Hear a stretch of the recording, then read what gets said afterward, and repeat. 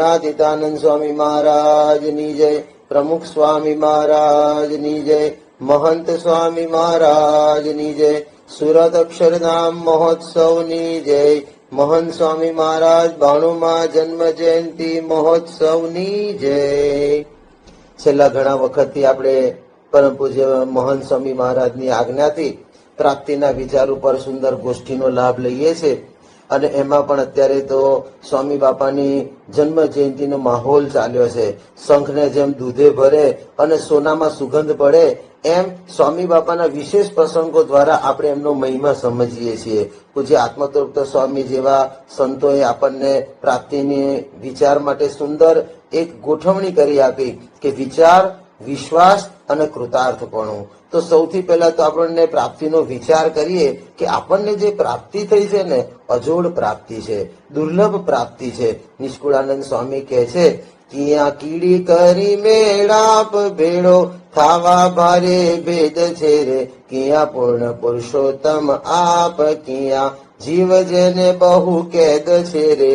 ક્યાં કીડી અને ક્યાં હાથી, એમ અશક્ય વસ્તુ ભગવાને સામે ચાલીને અહીં આગળ શક્ય કરી દીધી છે. આ ભગવાન અને સંત મળે એવા નથી, અતિ દુર્લભ છે. એટલે તુલસીદાસજી પણ મહંત કે સુત દારા અરુ લક્ષ્મી પાકો ભી હોય, સંત સમાગમ હરિ કથા તુલસી દુર્લભ દોય. આ બધું છે ને સુત દારા લક્ષ્મી બધું મળે પણ ભગવાન અને સંત મળવા કઠણ છે. માત મિલે પુની તાત મિલે, સુત ભ્રાત મિલે યુવતી સુખદાયી. આ બધું મા બાપ કુટુંબ પરિવાર બધું જ મળે પણ સંત સમાગમ હરિકથા તુલસી દુર્લભ ભાઈ. આ બે વસ્તુ છે ને અતિ દુર્લભ છે. કારણ કે આ સંત છે ને આપણી પર બહુ મોટી કૃપા કરે છે, બહુ મોટું આપણી પર હિત કરે છે. બ્રહ્માનંદ સ્વામી કહે છે, સંત પરમ હિતકારી, જગતમાં હિ સંત પરમ હિતકારી. મા બાપ કુટુંબ પરિવાર એ બધા જ આપણું હિત કરે છે પણ માતા પિતા સુત નારી બંધુ રે, સ્વામીનો સ્નેહ સૌથી વેત વધુ રે. સ્વામીના ગુણ ગાવો રે ગાવો રે, સ્વામીના ગુણ ગાવો રે ગાવો રે. આ બધા જ છે ને આપણું હિત કરે છે પણ મહંત સ્વામી મહારાજ કે છે કોઈને સાચું હિત કરતા આવડતું નથી. અને સૌથી મોટું અને સૌથી સાચું હિત કયું છે એ પણ બ્રહ્માનંદ સ્વામી કહે છે, પ્રભુ પદ પ્રગટ કરાવત પ્રીતિ, પ્રભુ પદ પ્રગટ કરાવત પ્રીતિ, ભરમ મિટાવત ભારી હો ભરમ મિટાવત ભારી. જગત મહી સંત પરમ હિતકારી. સૌથી મોટું હિત છે ને મહંત સ્વામી મહારાજ શું કરે છે, આપણને બધાને ભગવાનમાં જોડી દે છે. જીવ જાવું હશે બીજે ત્રીજે રે, પણ લઈ જાશે રીજે ખીજે રે. આપણને બધાને ભગવાનમાં જોડાવું અઘરું હતું પણ સ્વામી બાપા સામેથી આવ્યા અને આપણે બધાએ ભવસાગરમાં ડૂબતા હતા, તમે બાય ગ્રહીને ઉગારી લીધા, લઈ શરણું શ્રી હરિનું જકડી, નિર્ભય કીધા ભવ બંધનથી. આ મહંત સ્વામી મહારાજે આપણી પર ખૂબ મોટી દયા કરી અને આપણને બધાને ભવસાગરમાંથી કાઢી લીધા. મારી ઉપર તો બાપાની ખરેખર એવી મોટી કૃપા, એવી દ્રષ્ટિ છે કે મારો પોતાનો અનુભવ કે સ્વામી બાપા જાતે જ મને આ દુઃખના દરિયામાંથી બહાર કાઢી લાવ્યા. એના માટે સ્વામી બાપા જયારે નડિયાદમાં વિરાજમાન હતા ને ત્યાંથી સ્વામી ડભાણ જવાના હતા ત્યારે મેં મહંત સ્વામી મહારાજને કીધું કે સ્વામી મારે સાધુ થવું છે અને તો સ્વામી કે અમે તમને લેવા આવીએ, રજા કેમ ના આપે.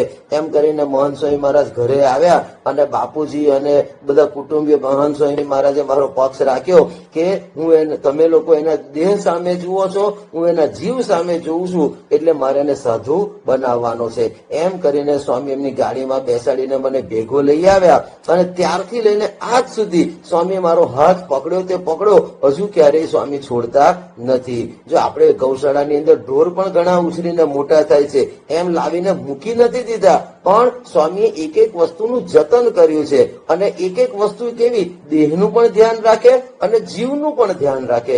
સ્વામી બાપા દેહનું કેવું ધ્યાન રાખે છે તો મારે તો જ્યારથી આવ્યો ને ત્યારથી શરીર નહીં ઘણી બધી તકલીફ અને એવી તાસીર છે કે હું બીમાર રહ્યા જ કરું, અને એમાં સૌથી વધારે મોટી તકલીફ તો મારી પેટની રહ્યા કરે. એમાં અમે સ્વામી બાપાની સાથે એડિશનમાં 2017માં હતા, અને શાસ્ત્રીજી મહારાજના સ્મૃતિ પર્વના બીજા દિવસે અમારે વોશિંગ્ટન જવાનું હતું. અને સવારે બાપા પૂજામાં પધાર્યા ને હું દર્શન કરતો હતો, ત્યાં મને સખત પેટમાં દુખાવો ચાલુ થયો. પછી તો સ્વામી પૂજા કરીને ઉપર અલ્પાહાર કરવા પધાર્યા, અને મુનિ સ્વામીએ સ્વામી બાપાને કીધું ગઈકાલે યોગી ચિંતને સારી સેવા કરીને ખૂબ બધા રાજી થયા. એમ કરીને બાપા રાજી થયા અને મને મોઢામાં પ્રેંડાનો પ્રસાદ જમાડ્યો.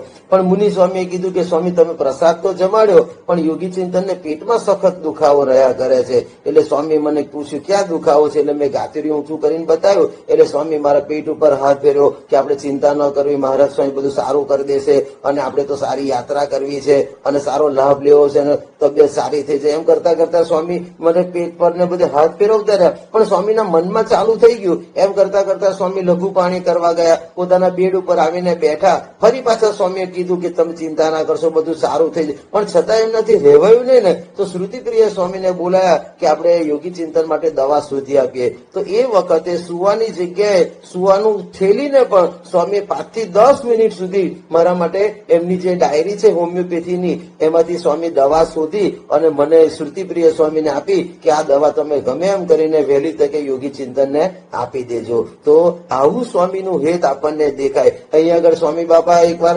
સારંગપુર હતા, અને સારંગપુરમાં સ્વામી બાપા પોતે લઘુ પાણી કરવા માટે ગયા, અને એ વખત પણ મને આવો કઈક દુખાવો થયો, અને મને ખબર નહીં કે સ્વામીને આવી રીતે મળાય કે ન મળાય. પણ હું તો સ્વામીની બાથરૂમમાં ઘૂસી ગયો, અને બાપા લઘુ પાણી કરીને સ્વામી હાથ ધોવાય, બાપાની જનોઈ ચડાવેલી હતી, હજુ તો સ્વામી હાથ ધોતા હતા. અને એ વખતે મેં સ્વામીને પૂછ્યું સ્વામી આવો દુખાવો થાય છે અને ડોક્ટરો ઓપરેશનનું કહે છે કે ઓપરેશન કરવું કે નહીં, તમે કહો તો ઓપરેશન કરીએ, નહીંતર આપણે આયુર્વેદિક દવાથી કરીએ. સ્વામી બધું પાછું ત્યાં જનોઈ ચડાયેલી, હાથ ધોતા ધોતા સ્વામી મારી પૂછતાછ ચાલુ કરી કે શું તકલીફ છે, કોણ ડોક્ટર છે, કેવી રીતે ઓપરેશન કરવાના, આમ તેમ. અને સ્વામીએ બાથરૂમની અંદર જ મને નિર્ણય આપ્યો કે આપણે આ રીતે ઓપરેશન કરાવવાનું છે. તો જો સ્વામીને કોઈ વાતની એ જ નથી રહેતી કે હું ક્યાં ઉભો છું શું, પણ સંતોનું દુઃખ દૂર થાય ને એના માટે સ્વામી તરત આપણને સ્વામી ચિંતા કરવા લાગે. એક વખત તો અહીંયા આગળ હમણાં ગયા વર્ષે સ્વામી સારંગપુર હતા, અને મને નળ ભરાઈ જાય છે વારે વારે. તો હું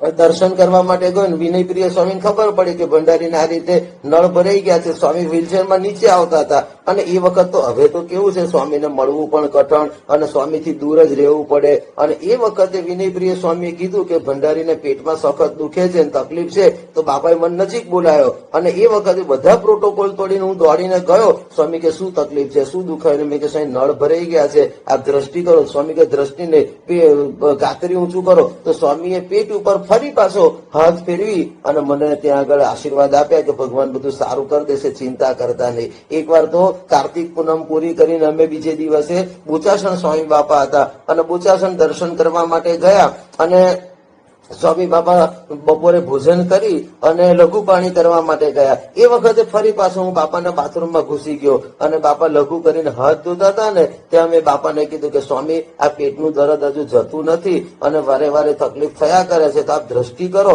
પણ મને છે ને એક વૈદ્ય એવું કીધું છે કે મોટા પુરુષની નાભી ને તમારી નાભી ભેગી થશે ને તો જ તમારું દર્દ જશે. એમ કરીને હું સ્વામીને મૂળ તો મારા મનમાં બીજું વિચાર હતો, તો સ્વામી તરત મારો વિચાર પારખી ગયા, અને સ્વામી એ વખતે ગાતર્યું ખસેડ્યું. મેં ગાતર્યું ખસેડ્યું ને બાથરૂમમાં બોચાસણમાં બાપા મને એકદમ ભેટી પડ્યા, અને મારા પેટ ઉપર ને આખા શરીર ઉપર હાથ ફેર્યો. બાપા કહેવાય તમે ચિંતા ન કરતા, મહારાજ સ્વામી બધું સારું કરી દેશે. તો જો સ્વામીની આપણી પર કેવી મોટી દયા છે. અવારનવાર આપણે તો આવું તો ચાલતું જ રહેવાનું. દુનિયાના 8 અબજની વસ્તી છે, અને કેટલો દુખાવો, કેટલી તકલીફ હશે, પણ મહારાજ જેવા એક નાના સાધુ માટે સ્વામી કેટલો પ્રેમ કરે છે ને એ આપણને દેખાય. સ્વામી દેહનું તો ધ્યાન રાખે છે, સાથે સાથે જીવનું પણ બાપા એટલું જ ધ્યાન રાખે છે. હું યાદ કરું કે 2015ની સાલમાં મહંત સ્વામી મહારાજ સારંગપુર હતા. પ્રમુખ સ્વામી મહારાજની સુવર્ણ તુલાનો અવસર હતો, અને સ્વામીને અલ્પાહારના દર્શન કરીને મેં શ્રુતિપ્રિય સ્વામીને કીધું કે મારે મહંત સ્વામી મહારાજને મળવું છે. તો શ્રુતિએ કીધું કે આજે તો અમે અત્યારે કથા કરીને સીધા બોચાસણ જવા નીકળવાના છે, એટલે હવે અમે 2 દિવસમાં પાછા આવીએ છીએ, પછી આપણે મળીશું. એટલે સ્વામીને કહી દીધું અને મને કહી દીધું એટલે હું નીકળી ગયો. અને મહંત સ્વામી મહારાજ જયારે કથા કરવા માટે ચાલતા ચાલતા સભા મંડપમાં જતા હતા ત્યાં શ્રુતિપ્રિય સ્વામીએ મહંત સ્વામીને કીધું કે ભંડારીને આપણે મળવાની ઈચ્છા હતી, પણ અત્યારે તો કથા કરીને આપણે નીકળવું છે, જો મોડા જઈશું તો દર્શનમાં મોડું થશે, પછી ભોજનનું મોડું થશે, અને હમણાં અમે 2 દિવસ પછી પાછા આવવાના છે, તો મેં કીધું છે 2 દિવસ પછી આપણે મળીશું. તો મોહન સ્વામી એકદમ કડક થઈ ગયા. સ્વામી કે મારે આપણે અત્યારે જ એને મળી લેવું છે, 2 દિવસ પછી શું મળવાનું, આપણે એને અત્યારે જ મળી લેવું છે. શ્રુતિ કે પણ સ્વામી એમને કઈ એવી ઉતાવળ નથી, આપણે નિરાતે મળશું, તમે શું કામ ઉતાવળ કરો છો? ના સ્વામી કે મારે એને અત્યારે જ મળવું છે, એને કહો આપણે કથા કરીને પાછળ આપણી રૂમ છે ને સભા મંડપમાં, ત્યાં આગળ આપણે એમને મળી લઈશું. એટલે શ્રુતિનો મને ફોન આવ્યો. મેં શ્રુતિને કીધું એટલે એટલી ઉતાવળ નથી, ભલે તો પણ કે સ્વામીને મળવું છે ને, તો મેં તો વાંધો નહીં. એટલે પછી હું ત્યાં રૂમમાં જવા માટે તૈયાર થયો. બાપા મહંત સ્વામી મહારાજ સભામાં ગયા, કથા કરવા માટે એમની આગળ માઇક ગોઠવાયું, અને સ્વામી જયનાથ ચાલુ કરે ને એ પેલા સ્વામી પાછું માઇક બંધ કરીને ફરી શ્રુતિને બોલાયા કે જો આપણે એને અહીંયા આગળ બોલાવશું અને આપણે બધા અહીંયા આગળ એમને મળવા જઈશું, બધા વિદાયમાં આવ્યા છે, બધા હો થશે કે યોગી ચિંતનને મળ્યા ને યોગી ચિંતનને શું થયું, યોગી ચિંતનને કેમ થયું, એના કરતા આપણે એક કામ કરો, આપણે એની રૂમમાં જઈને આપણે એને મળવા જઈએ. તો શ્રુતિએ કીધું સ્વામી એને, સ્વામી કે ના મારે મળવું છે ને અત્યારે જ એનું ગોઠવી દો. પછી શ્રુતિનો પાછો મને ફોન આવ્યો કે ભાઈ સ્વામી એવું કે છે તમારી રૂમમાં સ્વામી મળવા માટે આવશે. પણ રિસલ એ દિવસે મહંત સ્વામી મહારાજે 15 મિનિટ કથા વહેલી પૂરી કરી દીધી અને આખું રસોડાનું ગોળ ચક્કર મારી વિદાય લઈ અને સીધા મારી રૂમમાં આવ્યા. અને કોત્યાર પૂજ્ય ઘનશ્યામ પ્રસાદ સ્વામી રહે છે એ રૂમમાં સ્વામી બાપા મને મળ્યા. 5 મિનિટનું કામ હતું, પણ 15-20 મિનિટ સુધી સ્વામી મારી એક એક વાતો સાંભળી, એક એક વાતમાં ઊંડા ઉતર્યા અને સુંદર માર્ગદર્શન આપી. અને પછી મોડું થયું ને પછી સ્વામી આ રીતે બુચાસન જવા માટે નીકળ્યા. તો આ સ્વામીને કેટલી આપણી બધાની ચિંતા રહ્યા કરે છે, એક સાધુ માટે સ્વામી કેટલો દાખલો કરે છે. અને એમાંય સ્વામી જીવનું કેવું ધ્યાન રાખે છે કે હું પરદેશ યાત્રામાં 2017ની સાલમાં મોહન સ્વામી સાથે હતો, ત્યાં એટલાન્ટાની અંદર બાપાની સાથે અમે એટલી બધી રોજ ગમત કરતા, ધમાલ કરતા, આનંદ કરતા, પણ ખૂબ સ્વામી એમાં પણ ભળી જતા. 10-12 દિવસ સુધી સ્વામી ખૂબ ભળ્યા, પણ 12મો દિવસ થયો ને સ્વામી એકદમ કટ કરી દીધું. પછી તો મારી સામે ન જુએ, હું જઉં તો સ્વામી મોઢું ફેરવી નાખે અને આમ તેમ કરે. એટલે મને તો કઈ વાંધો નહીં, પણ આજુબાજુ વાળાને એવું થયું કે યોગી ચિંતને એવું શું કર્યું છે બાપા જોતા નથી. પણ પછી સંતોથી રહેવાયું નહીં. એટલે શ્રુતિએ બાપાને પૂછ્યું કે સ્વામી તમે અત્યાર સુધી યોગી ચિંતન સ્વામીને આટલું આનંદ કરતા ને હવે કેમ બંધ કરી દીધું? મહંત સ્વામી કે રોજ આપણે એવું કરીએ ને તો એને માન આવી જાય, એનો અહંકાર વધી જાય. બાપા મને બોલાયા કરે છે, એ અહંકારને લીધે એનો જીવ ન બગડે એટલે કે આપણે એને આ રીતે બોલાવતા નથી. જો બાપાએ છે શ્રુતિને એકલાને કહી દીધું તો વાંધો નહીં, પણ સ્વામીએ શું કીધું, જાઓ તમે બહાર, બધા સંતો બેઠા છે ને ત્યાં બહાર જઈને આ વાત કહી આવો કે યોગી ચિંતન એટલે બાપા બોલાવતા નથી. તો શ્રુતિ પાછા બધાની વચ્ચે આવી અને આ જાહેરાત કરી કે સ્વામી જાણી જોઈને યોગી ચિંતનને સુખ આપતા નથી. આવું તો ઘણી બધી વખત પ્રસંગો બન્યા કે યોગી મને માન ન આવી જાય, મને અહંકાર ન આવી જાય. સ્વામી એક વખત અહીં લિફ્ટમાં સારંગપુર હતા અને સ્વામી કે અમારે તમને મળવું નથી હોતું, અમારે તમારે સામે જોવું નથી હોતું, પણ શું કરીએ તમે રડ કરો ને એટલે અમારે તમને બોલાવવા પડે છે, એટલે મારે તમને મળવું પડે છે.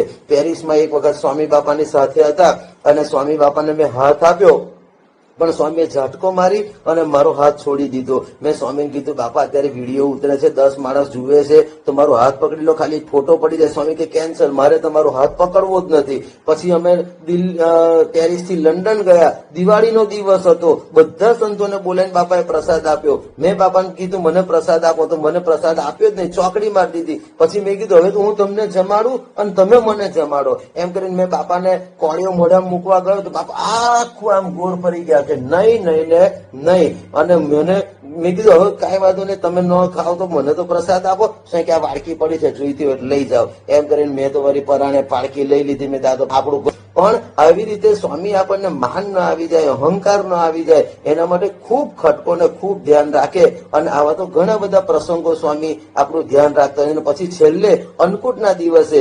2017માં અન્નકૂટના દિવસે સ્વામી બાપા આ રીતે પૂજા પૂરી કરી અને નવા વર્ષે સ્વામી ઉતારે જતા હતા અને ત્યાં આગળ રસ્તામાં બાપા એકદમ ઉભા રહી ગયા અને હું તો દૂર સંતોમાં વચ્ચે બેઠો હતો. સ્વામી દૂર જઈને મને ઈશારો કર્યો અહીંયા આવો. એટલે મને તો ખબર, મને તો લાગે જ નહીં કે જે પુરુષ અત્યારે અત્યાર સુધી આપણને આવી રીતે આમ તરછોડતા તો એ કેમ ના બોલાવે એમ કરીને હું તો ગયો ને આજુબાજુ વાળાને કીધું. સ્વામી કે ના તમે આવો. પછી તો મને ખબર પડી મને બોલાવે છે એટલે કૂદકો મારીને દોડ્યો અને સીધો સભામાં બાપા જ્યાં હતા ત્યાં ઉભો રહી ગયો. બાપા કે તમારો હાથ લાવો. અને એ વખતે બાપા મારો હાથ પકડી અને ભરી સભામાં ભૂધરજી તમે માળી થયા છો મારી રે એમ કરીને બાપા મારો હાથ પકડીને ચાલ્યા. પછી સ્વામી મને પૂછ્યું હવે તો રાજી ને તમે? તો સ્વામી જો આપણું કેટલું બધું ધ્યાન રાખે છે. અને પછી જયારે લંડન થી અમે પ્લેનમાં દિલ્હી પાછા આવતા હતા ને ત્યારે મેં સ્વામીને વળી એકદમ પ્રેમથી પૂછ્યું, મેં સ્વામી આપ કેટલા દયાળુ છો, આપ કેટલા કૃપાળુ છો, તમે મારો આ રીતે હાથ પકડીને મને રાજી કર્યો. તો બાપા કેમ મારો હાથ પકડ્યો, કેમ શું કરીએ? કે સ્વામી કે તમે હાથ ન પકડે તો તમે રડ કરો. સ્વામી મારે સામે જોતા નથી, મને બોલાવતા નથી, મને આમ કરતા નથી. રડ ના કરો ને એટલે પરાણે તમારો હાથ પકડવો પડે છે. એના કરતા મેં કીધું ન પૂછ્યું હોત તો સારું થાત. પણ સ્વામી આપણા જીવનું પણ આપણને અહંકાર ન આવી જાય, માન ન આવી જાય એના માટે પણ કેટલો ખટકો રાખે છે. તો આ બધા પ્રસંગો જોઈએ ને ત્યારે આપણને ખબર પડે કે વળી સમે સમે સંભાળ જાણો કરે હરિ જનની રે, બીજું એવું કોણ દયાળ તારે મનાય નહીં મનને રે. જીવનું અને દેહનું બંનેનું સ્વામી ધ્યાન રાખે છે. આવા પુરુષની આપણને પ્રાપ્તિ થઈ છે. તો એ પુરુષ આપણને સાચવે, રમાડે, જમાડે શેના માટે? કે આપણને એનામાં હેત થાય. અને હેત થાય ને તો એના વચન મનાય. બાકી આપણને બાપા સાચવે, રમાડે, જમાડે એમાં એમને શું અપેક્ષા છે? અને મારા જેવો નાનું સાધુ બાપાને આપી પણ શું દેવાનો હતો? પણ સ્વામીને એક જ વસ્તુ મનમાં છે કે આપણે એમને એમના વચન આપણને મનાય અને એમના વચનમાં આપણને વિશ્વાસ આવે કે આ પુરુષ સાચું બોલે છે, આ પુરુષ સાચા છે અને આ પુરુષ સાચું બોલે છે. તો સ્વામીના વચનમાં વિશ્વાસ આવે. ને કેવા વચનોમાં વિશ્વાસ લાવવાનો છે? તો છપૈયાનો એક પ્રસંગ કહીને હું પૂરું કરું કે અમે સંતોની યાત્રા સાથે છપૈયા ગયેલા અને મહંત સ્વામી મહારાજ મેલબોર્નમાં હતા અને છપૈયામાં સંતોએ બાપાને ફોન કર્યો અને એ વખતે મેં મહંત સ્વામી મહારાજને પૂછ્યું કે સ્વામી અમારે ઘનશ્યામ મહારાજના દર્શન કરવા છે, ક્યાં છે? તો બાપા ત્યાંથી મેલબોર્નમાં બેઠા બેઠા બોલ્યા કે કેમ બધે તમે જુઓ તો કણે કણમાં ઘનશ્યામ મહારાજ છે, ઘનશ્યામ મહારાજ બધે જ છે. મેં કીધું એવું નહીં બાપા, અમારે તો સાક્ષાત ઘનશ્યામ મહારાજના દર્શન કરવા છે, મૂર્તિમાન ઘનશ્યામ મહારાજના દર્શન કરવા છે. એ મૂર્તિમાન ઘનશ્યામ મહારાજ ક્યાં છે? તો મહંત સ્વામી મહારાજ બોલે તો મેલબોર્નમાં છે. એટલે અમે સંતોએ પૂછ્યું કે સ્વામી કે આપના દર્શન થયા એટલે કે સાક્ષાત ઘનશ્યામ મહારાજના દર્શન થયા બરોબર છે ને? સ્વામી કે હા એ વાત બરોબર છે, સંતમાં ભગવાન અખંડ રહ્યા છે. એમ કરીને સ્વામીએ પોતાના સ્વરૂપની ઓળખાણ કરાવી. તો આવા વચનોમાં આપણને વિશ્વાસ આવે ને એના માટે બાપા આપણને હિત કરે છે. અને જો એકવાર વિશ્વાસ આવી જાય ને તો વિચાર, વિશ્વાસ અને વિશ્વાસ આવી ગયો ને તો અખંડ કૃતાર્થપણું આપણને મનાય કે માનો મળી છે મોટી વાત હાથ આવી તેમાં હાર જોરે કરી જતન દિવસ રાત સુતા બેઠા સંભાર જોરે. આ વાત મહંત સ્વામી મહારાજની આપણને અંતરમાં દ્રઢ થાય એના માટે આપણે સ્વામીની આજ્ઞાથી સમૂહમાં આ વાતનું ગાન કરીએ. શ્રી સ્વામિનારાયણ ભગવાનની જય. જય સ્વામિનારાયણ.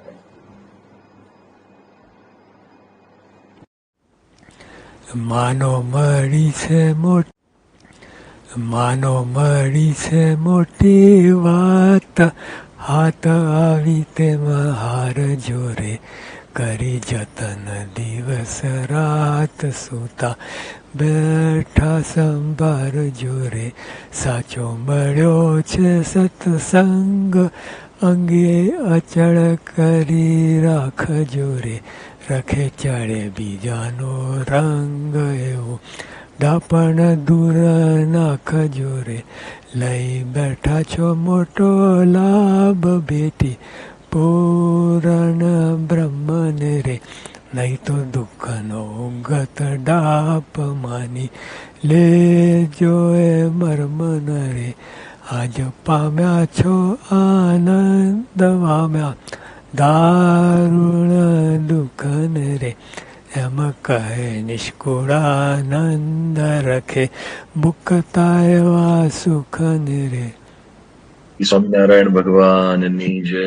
ગુણાતીતમ ગુરુમ પ્રાપ્ય બ્રહ્મરૂપમ નિજાત્મનઃ વિભાવ્ય દાસ ભાવેન સ્વામિનારાયણમ ભજે. શ્રી સ્વામિનારાયણ ભગવાનની જય. આવા જ વિશિષ્ટ પ્રસંગો સાંભળવા માટે કૃપા કરીને લાઈક કરો, તમારા વિચારો કમેન્ટમાં શેર કરો અને અમારી ચેનલને સબસ્ક્રાઇબ કરવાનું ભૂલશો નહીં.